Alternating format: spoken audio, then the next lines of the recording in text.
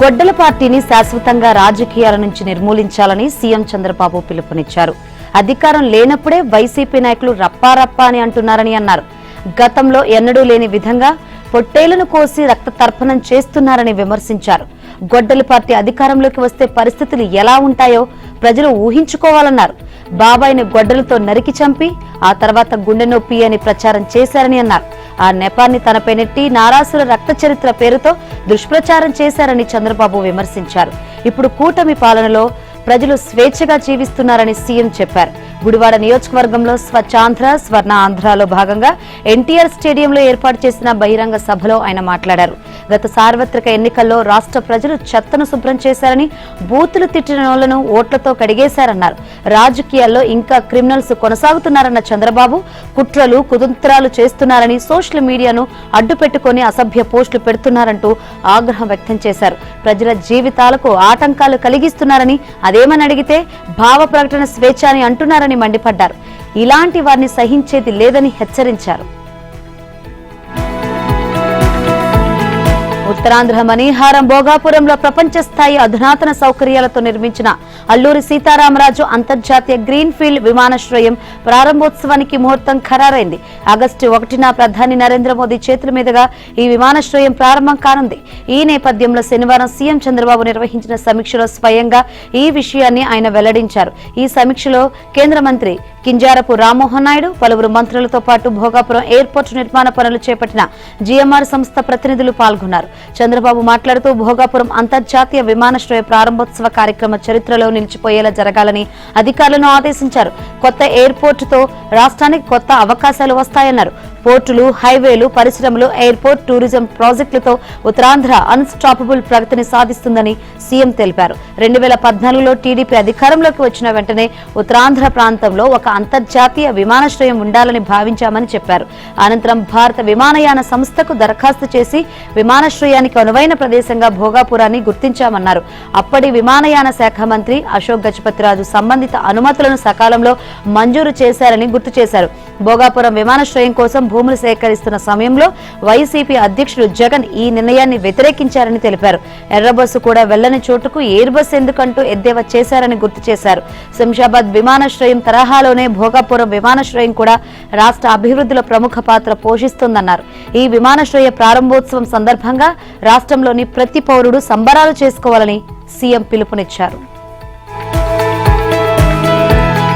భారత అంతరిక్ష రంగంలో సరికొత్త అధ్యాయం మొదలైంది. మొట్టమొదటిసారిగా ఒక ప్రైవేట్ ఏరోస్పేస్ సంస్థకు చెందిన ఆర్బిటల్ రాకెట్ విజయవంతంగా నింగికి ఎగిరింది.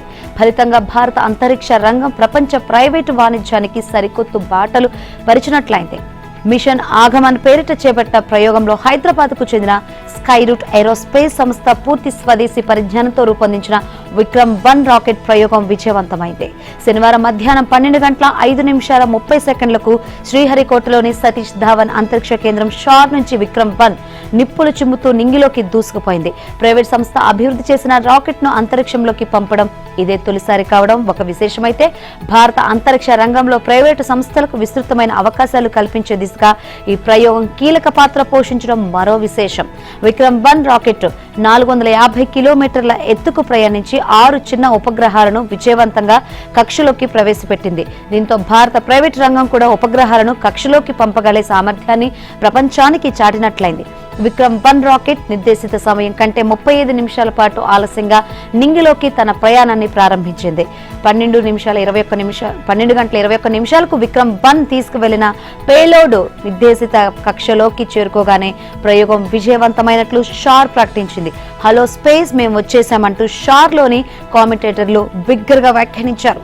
ఈ ప్రయోగం భారత అంతరిక్ష రంగంలో చారిత్రాత్మక మైలురాయిగా నిలిచిపోతుందని శాస్త్రవేత్తలు తెలిపారు. కాగా ఈ రాకెట్ ను రూపొందించిన హైదరాబాద్ కు చెందిన స్కైరూట్ సంస్థ ప్రపంచ స్థాయి చిన్న తరహా ప్రైవేట్ ఏరోస్పేస్ గ్రూప్ లో చోటు దక్కించుకుంది. ఇక విక్రమ్-1 రాకెట్ ప్రయోగం విజయవంతం కావడంపై ప్రధాని మోదీ స్కైరూట్ ఏరోస్పేస్ సంస్థకు శుభాకాంక్షలు చెప్పారు. ఇది దేశానికి గొప్ప విజయమని కొనియాడారు. ప్రయోగం విజయవంతమైన తర్వాత ప్రధాని మోదీ స్కైరూట్ బృందంతో ఫోన్లో మాట్లాడారు. విక్రమ్-1 రాకెట్ విజయవంతంపై సీఎం చంద్రబాబు హర్షం వ్యక్తం చేశారు. తొలి ప్రయోగంలోనే విజయవంతంగా కక్షలోకి చేరడంతో భారత్ మరో చారిత్రక మైలురాయిని అధిగమించిందని పేర్కొన్నారు. ఈ ప్రయోగంలో పాలు పంచుకున్న Skyroot aerospace, ISRO, IN-SPACe, NSIL కు శనివారం ఎక్స్ వేదికగా సీఎం అభినందనలు తెలిపారు. అగ్ర దేశాలతో పోటీ పడే స్థాయికి భారత ప్రైవేటు అంతరిక్ష రంగం ఎదిగిందనే దాన్ని ఈ విజయం నిరూపించిందన్నారు. విక్రమ్-1 రాకెట్ ప్రయోగాన్ని మంత్రి లోకేష్ కుమారుడు దేవాంష్తో కలిసి ప్రత్యక్షంగా వీక్షించారు. శనివారం షార్క్ వెళ్లిన ఆయన మిషన్ కంట్రోల్ సెంటర్ నుంచి రాకెట్ గమనాన్ని ఆసక్తిగా గమనించారు. ప్రయోగం విజయం సాధించిన అనంతరం లోకేష్ కంట్రోల్ సెంటర్ నుంచే మాట్లాడుతూ స్కైరూట్ సంస్థ తొలి ప్రయత్నంలోనే రాకెట్ ను విజయవంతంగా ప్రయోగించడం వారి పనితీరుకు నిదర్శనమని ప్రశంసించారు. ఇదే స్ఫూర్తితో మరిన్ని ప్రయోగాలు చేపట్టాలని ఆకాంక్షించారు. స్కైరూట్ ఏరోస్పేస్ సంస్థ ఆంధ్రప్రదేశ్ లో కూడా కంపెనీ పెట్టేందుకు అన్ని వనరులు పుష్కలంగా ఉన్నాయని, ప్రభుత్వ పరంగా కూడా అన్ని సహకారాలు అందించి ప్రోత్సహిస్తామన్నారు. ఏపీకి రావాలని ఆహ్వానించారు. ఇప్పటికే వైజాగ్ లో ఆ కంపెనీ ప్రతినిధులను కలిశామని తెలిపారు. ప్రశ్న రావణ్ కేసులో పోలీసులు గమన, ఇంద్రసేన చౌదరిలకు విచారణలో ఇద్దరు డొంక తిరుగుడు సమాధానం చెప్పినట్లు తెలుస్తోంది. మరికొన్ని ప్రశ్నలకు అబద్దాలు చెప్పారు. గమన, ఇంద్రసేనలను గన్నవరం పోలీసులు మూడోసారి విచారించారు. గన్నవరంలోని డీఎస్పీ కార్యాలయంలో శనివారం ఉదయం నుంచి సాయంత్రం వరకు ఈ విచారణ సాగింది. కొన్ని ప్రశ్నల విషయంలో ఇద్దరిని కలిపి కొంతసేపు, మరికొన్ని ప్రశ్నలకు వేరువేరుగా విచారణ సాగించారు. ఈసారి విచారణలో మొత్తం బెంగళూరులో కార్యకలాపాల కేంద్రంగా సాగింది. గమన బెంగళూరులో ఉంటూ రీల్స్ చేసింది. హైదరాబాద్ నుంచి రావణ్ ఎన్నిసార్లు బెంగళూరు వచ్చాడని అడిగిన ప్రశ్నకు గమన డొంక తిరుగుడుగా సమాధానం చెప్పింది. బెంగళూరు వచ్చినప్పుడు ఎవరెవరిని కలిశాడని అడగగా ఆమె నోరు విప్పలేదని సమాచారం. బెంగళూరులో ఎన్ని వీడియోలు చేశారని అడిగితే మౌనం వహించాడు. యూట్యూబ్ ద్వారా వచ్చిన ఆదాయంతోనే ఛానళ్లు ఆధునీకరించారని ఇద్దరు చెప్పారు. యూట్యూబ్ నుంచి నెలకు ఎంత ఆదాయం వస్తుందని ప్రశ్నించినప్పుడు తెల్లముఖం వేశారు. ఆ వివరాలు రావణ్కు మాత్రమే తెలుసని జవాబిచ్చారు. ఈ ప్రశ్న యూట్యూబ్ ఛానల్ అధినేత బత్సలకూరి జోసెఫ్ అలియాస్ ప్రశ్న రావణ్ కు గన్నవరంలోని 12వ అదనపు judicial first class magistrate court 31వ తేదీ వరకు రిమాండ్ పొడిగించింది. చట్టవిరుద్ధ కార్యకలాపాల నిరోధక చట్ట ఉపా కేసులో రావణ్ ప్రస్తుతం నెల్లూరు కేంద్ర కారాగారంలో ఉన్నాడు. ఆయన రిమాండ్ గడువు శనివారంతో ముగియడంతో జైలు అధికారులు వర్చువల్ గా కోర్టులో హాజరుపరిచారు. రిమాండ్ పొడిగిస్తూ న్యాయాధికారి ఎన్ గాయత్రి ఉత్తర్వులు జారీ చేసింది. మద్యం రవాణా కుంభకోణం కేసులో నిందితులు రాజ్ కసిరెడ్డి, వాసుదేవరెడ్డి, సునీల్ కుమార్ల కస్టడీ గడువు ముగియడంతో ఈడీ అధికారులు శనివారం సాయంత్రం ఆ ముగ్గురిని ఈడీ కేసుల ప్రత్యేక న్యాయస్థానంలో హాజరుపరిచారు. న్యాయమూర్తుల ఆదేశాల మేరకు వారిని జ్యుడిషియల్ రిమాండ్ నిమిత్తం చెంచలగూడ జైలుకు తరలించారు. ఏపీలో మద్యం రవాణా కుంభకోణం నాటి సీఎం వైఎస్ జగన్ సన్నిహితుడు రాజ్ కసిరెడ్డి కనుసన్నల్లోనే జరిగిందని, వీరికి అనుకూలంగా నాటి బ్రేవరేజెస్ కార్పొరేషన్ ఎండీ వాసుదేవరెడ్డి వ్యవహరించారని మద్యం రవాణా కమిషన్లు నాటి మంత్రి కుమారుడు కారుమూరి సునీల్ కు అందాయన్న విషయాలకు సంబంధించి పూర్తి స్థాయి ఆధారాలను ఈడీ అధికారులు సేకరించారు. నిందితులు చెప్పిన విషయాల ఆధారంగా ఈ వ్యవహారంలో వచ్చిన కోట్లాది రూపాయల మొత్తం పలు చేతులు దారులు మారి ఒక్కరి వద్దకే చేరిందని ఈడీ అధికారులు గుర్తించినట్టు తెలుస్తోంది. దీంతో అంతిమ లబ్ధిదారుడు ఆయనకు సహకరించిన మరికొందరిని విచారించడానికి ఈడీ అధికారులు సన్నద్ధులవుతున్నట్లు తెలుస్తోంది. నిబంధనలకు విరుద్ధంగా మద్యం రవాణా ధరలో పెంచి ప్రభుత్వానికి 195.33 కోట్ల నష్టం వాటిల్లేల రాజ్ కసిరెడ్డి బృందం వ్యవహారాలు నడిపిందని, ఆ మొత్తం సొమ్ము హవాలా మార్గం షెల్ కంపెనీల ద్వారా హైదరాబాద్, బెంగళూరులోని ఒక కీలక వ్యక్తికి అందిందని ఈడీ అధికారులు ఈ ముగ్గురు కస్టడీ విచారణ సమయంలో ఆధారాలు సేకరించినట్టు తెలుస్తోంది.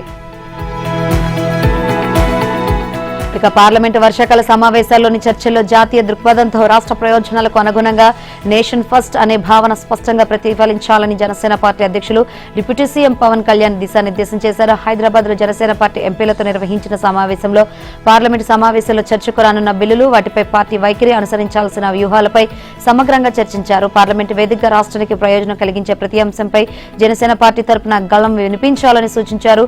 ప్రస్తుతం అమల్లో ఉన్న ప్రాజెక్టులకు మరిన్ని నిధులు కేటాయించేలా కేంద్ర ప్రభుత్వాన్ని ఒప్పించే ప్రయత్నాలు చేయాలని చెప్పారు. ఈ సందర్భంగా రాష్ట్రంలో నిర్మాణ దశలో ఉన్న రైల్వే ప్రాజెక్టుల పురోగతి, పెండింగ్ ప్రాజెక్టులకు ఆమోదం, నిధుల కేటాయింపు, కొత్త రైల్వే లైన్ల నిర్మాణం, రైల్వే ఓవర్ బ్రిడ్జిల ఏర్పాటు, దక్షిణ కోస్తా రైల్వే జోన్ అభివృద్ధి వంటి అంశాలపై ఎంపీలతో చర్చించారు. ఈ వర్షాకాల సమావేశాల్లో కేంద్ర ప్రభుత్వం ప్రవేశపెట్టే అవకాశాలు ఉన్న నియోజకవర్గాల పునర్విభజన, మహిళా రిజర్వేషన్ల అమలు వంటి కీలక బిల్లులపై పార్టీ అనుసరించాల్సిన వ్యూహాలను వివరించారు. సమావేశంలో పార్టీ లోక్సభ సభ్యులు వల్లభనేని బాలశౌరి, తంగిళ్ల ఉదయ్ శ్రీనివాస్, రాజ్యసభ సభ్యులు లింగంనేని రమేష్ పాల్గొన్నారు. గుంటూరు జిల్లా తెనాలిలో ప్రైవేటు వ్యక్తుల ఆధీనంలో ఉన్న ఖాళీ స్థలాలను వెంటనే బాగు చేయించుకోవాలని, లేని పక్షంలో మున్సిపల్ అధికారులు వాటిని స్వాధీనం చేసుకుని బాగు చేస్తారని రాష్ట్ర పౌర సరఫరాల శాఖ మంత్రి నాదెండ్ల మనోహర్ హెచ్చరించారు. పట్టణంలో పారిశుద్ధ్యం, ప్రజా సమస్యల పరిశీలనలో భాగంగా స్థానిక ఎమ్మెల్యే రాష్ట్ర మంత్రి నాదెండ్ల మనోహర్ శనివారం సాయంత్రం సుల్తానాబాద్ లో పర్యటించారు. ప్రజా సమస్యలను అడిగి తెలుసుకున్నారు. విద్యుత్ తీగలపై చెట్ల కొమ్మలు ఉండడాన్ని గమనించిన ఆయన స్పెషల్ డ్రైవ్ ఏర్పాటు చేసి వాటిని తొలగించాలని విద్యుత్ ఏఈ సుధీర్ ను ఆదేశించారు. వినియోగదారులకు విద్యుత్తులో వోల్టేజ్ సమస్య లేకుండా చూడాలన్నారు. కాల్వలు, రోడ్డులు నిర్మించాలని పలువురు కోరడంతో ప్రణాళికబద్ధంగా వాటిని నిర్మిస్తామని హామీ ఇచ్చారు. పట్టణంలోని ఖాళీ స్థలాల్లో పిచ్చి మొక్కలు పెరిగి విషపురుగులు, దోమలకు ఆవాసాలుగా మారాయని తెలిపారు. అలాంటి ఖాళీ స్థలాలను గుర్తించి సంబంధిత యజమానులకు బాగు చేయాలని నోటీసు అందజేయాలని ఏసీపీ వాణిని ఆదేశించినట్లు చెప్పారు. 29వ వార్డులో 49 లక్షలతో అనేక అభివృద్ధి కార్యక్రమాలు చేపట్టినట్లు చెప్పారు. సిఆర్డీఏ నుంచి 8 కోట్ల గ్రాంట్ రావాల్సి ఉందని, అవి రాగానే రోడ్లు, కాలువలు నిర్మిస్తామని ప్రకటించారు. సుల్తానాబాద్ లో కాలువలను ప్రణాళికబద్ధంగా నిర్మించకపోవడం వలన నీరు నిలిచిపోయి ఇబ్బందులు పడుతున్నారని చెప్పారు. ఇకపై నిర్మించే కాలువల్లో అలాంటి సమస్యలు తలెత్తకుండా చూస్తామన్నారు. కార్యక్రమంలో అధికారులు, నాయకులు, కార్యకర్తలు తదితరులు పాల్గొన్నారు. కర్నూలు జిల్లా ఒరవకల్లు, కడప జిల్లా కొప్పర్తి నోడ్లలో జరుగుతున్న మౌలిక వసతుల అభివృద్ధి పనులను నిర్దేశించిన గడువులోపు పూర్తి చేయాలని కేంద్ర వాణిజ్య పరిశ్రమ మంత్రిత్వ శాఖ department for promotion of industry and internal trade కార్యదర్శి అమర్దీప్ సింగ్ భాటియా ఆదేశించారు. గుట్టుపాడు సమీపంలోని ఎన్ఐసిడిసి ప్రాజెక్టు పనులను పరిశీలించిన అనంతరం అధికారులతో సమీక్ష నిర్వహించి పనుల పురోగతిపై ఆరా తీశారు. National industrial corridor development corporation ఆధ్వర్యంలో ఓర్వకల్లు నోడ్లో 2621 ఎకరాలు, కొప్పర్తి నోడ్లో 2596 ఎకరాల్లో అభివృద్ధి పనులు కొనసాగుతున్నాయి.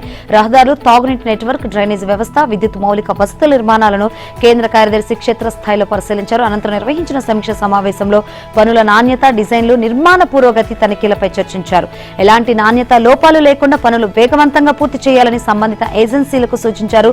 ఆంధ్రప్రదేశ్ పరిశ్రమలు, వాణిజ్య మరియు ఫుడ్ ప్రాసెసింగ్ శాఖ కార్యదర్శి doctor N Yuvaraj, NICDC CEO Rajat Kumar Saini, AP IIC MD Dinesh Kumar, జిల్లా కలెక్టర్ డాక్టర్ ఏ సిరి తదితరులు పాల్గొన్నారు.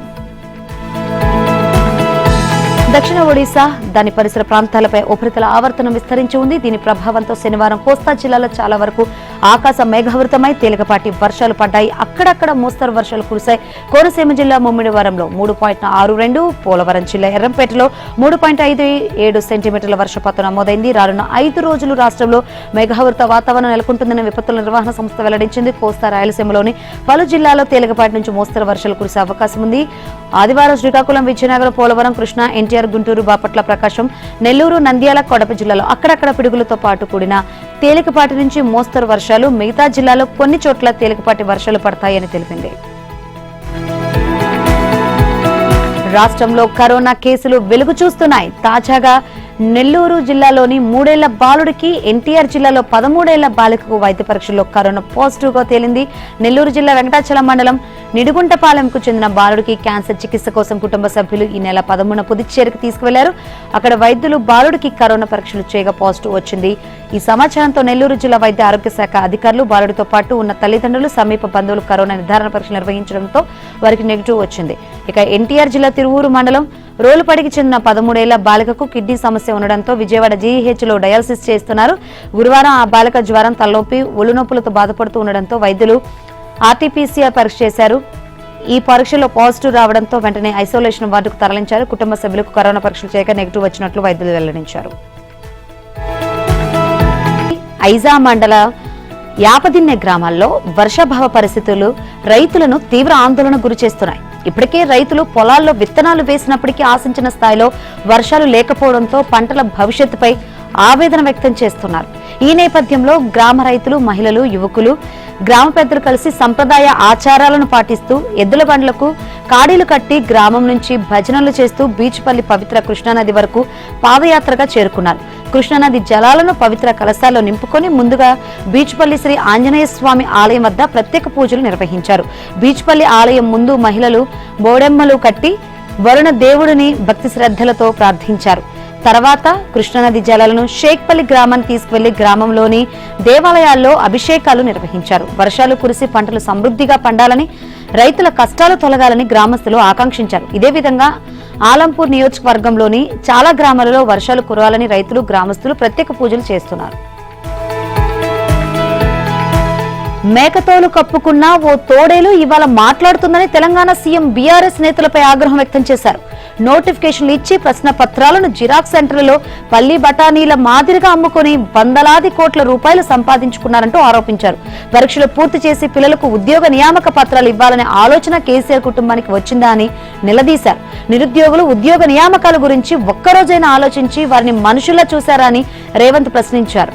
ప్రజాకవి అందశ్రీ 65వ జయంతి సందర్భంగా రంగారెడ్డి జిల్లా గట్కేసర్లో 4 కోట్లతో ప్రభుత్వం నిర్మిస్తున్న అందశ్రీ స్మృతివనం నిర్మాణానికి సీఎం రేవంత్ భూమి పూజ చేశారు. అనంతరం గత బీఆర్ఎస్ ప్రభుత్వంపై ధ్వజమెత్తారు. బీఆర్ఎస్ పాలనలో ఎందరో నిరుద్యోగులు ఆత్మహత్యలు చేసుకున్నారని, తమ పార్టీ అధికారంలోకి వచ్చిన తొలి ఏడాది దాదాపు 70,000 ఉద్యోగాలు ఇచ్చామని సీఎం చెప్పారు. తాము అధికారంలోకి వచ్చిన తర్వాత అడ్డంకులన్నీ తొలగించి గ్రూప్ 1 నిర్వహించామని, ఎల్బీ స్టేడియం, శిల్పకళా వేదికగా తల్లిదండ్రుల ఎదుటే వారి బిడ్డలకు నియామక పత్రాలు అందజేశామని రేవంత్ చెప్పారు. ప్రముఖ కవిగా, గాయకుడిగా తెలంగాణ సమాజానికి సుపరిచితులైన అందశ్రీ తనకు ఆత్మబంధువు అని సీఎం రేవంత్ రెడ్డి స్పష్టం చేశారు. తాను నిరాశ నిస్పృహలకు లోనైనప్పుడు తిరిగి ధైర్యాన్నిచ్చేవి అందశ్రీ గీతాలని చెప్పారు.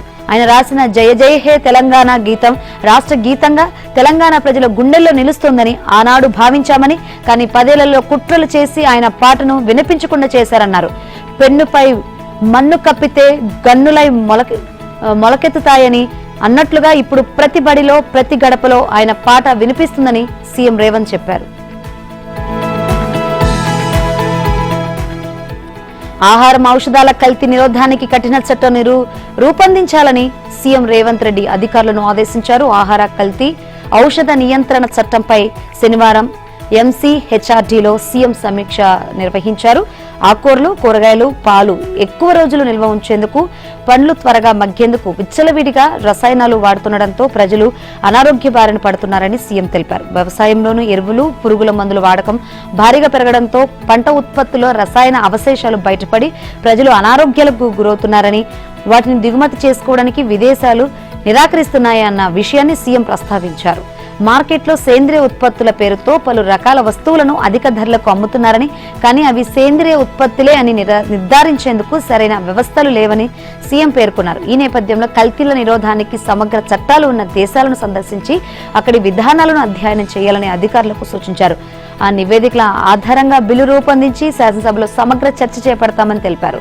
కల్తీలకు సంబంధించి సమగ్ర సమాచార సేకరణకు విజిల్ బ్లోయర్లను నియమించాలని, టోల్ ఫ్రీ నెంబర్ ఏర్పాటు చేయాలని అధికారులను సీఎం ఆదేశించారు. దీనిని ముందుగా క్యూర్ ప్రాంతంలో పైలట్ ప్రాజెక్టుగా అమలు చేయాలన్నారు. ఇక్కడ అమలులో వచ్చే లోటుపాట్ల ఆధారంగా ముందుకు సాగాలని సీఎం రేవంత్ సూచించారు.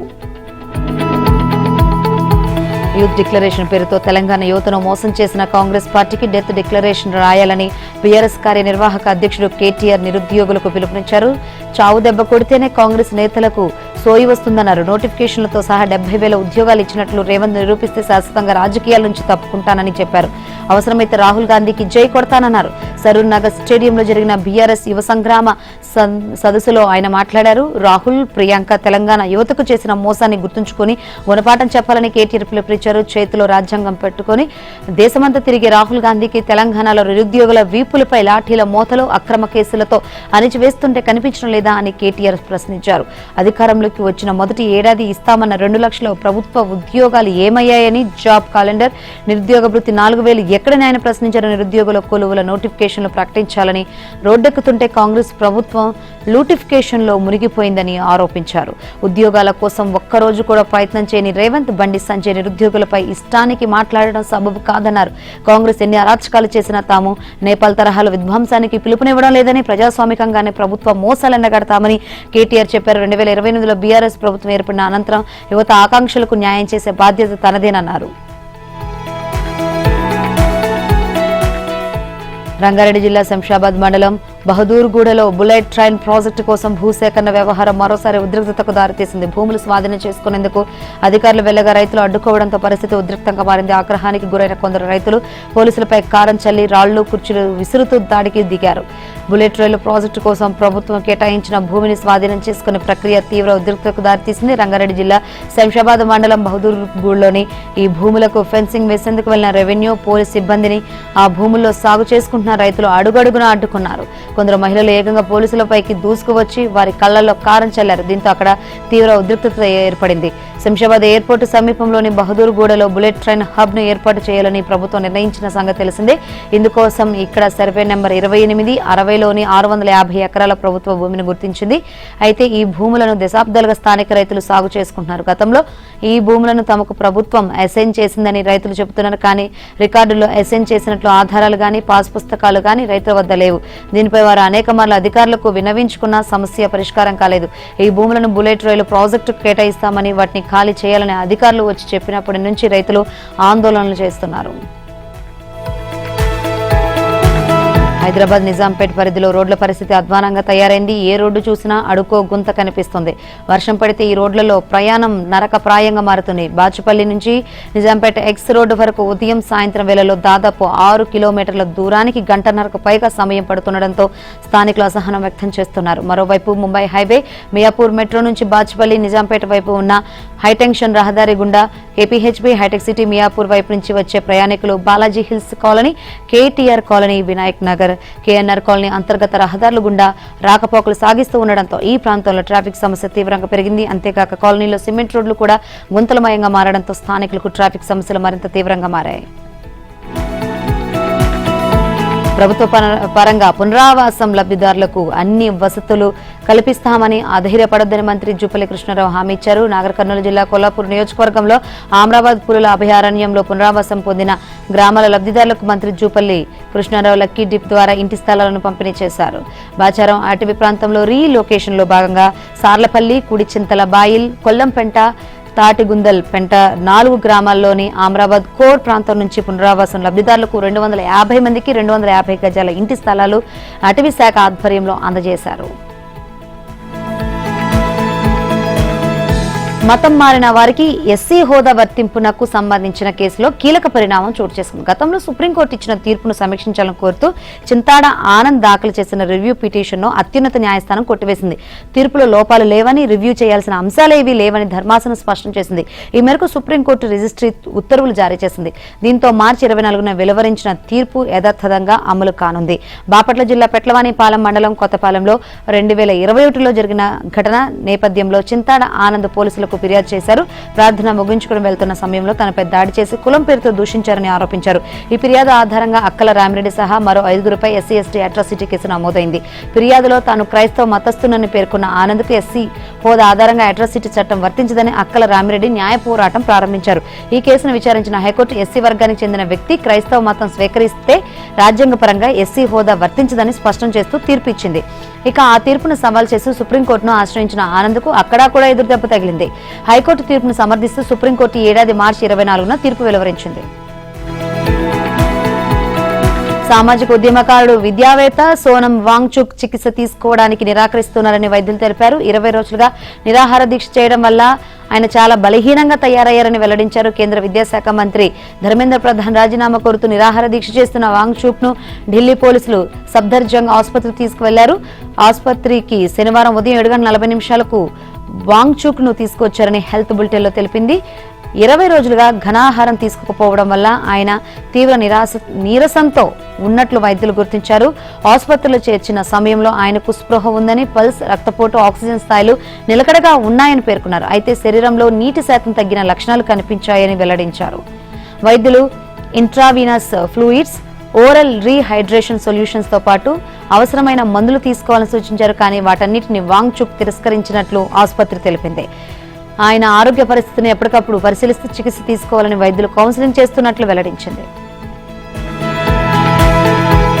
నీట్ ప్రశ్నపత్రం లీక్ పై విద్యార్థులు చేస్తున్న ఆందోళనకు భారత స్టార్ షూటర్, ఒలింపిక్ పతక విజేత మనుబాకర్ మద్దతు తెలిపారు. ప్రతి ఒక్కరూ విద్యార్థి దశను దాటి వచ్చిన వారేనని, యువత కళలను, వారి ప్రతిభను కాపాడడం మనందరి బాధ్యత అని పిలుపునిచ్చారు.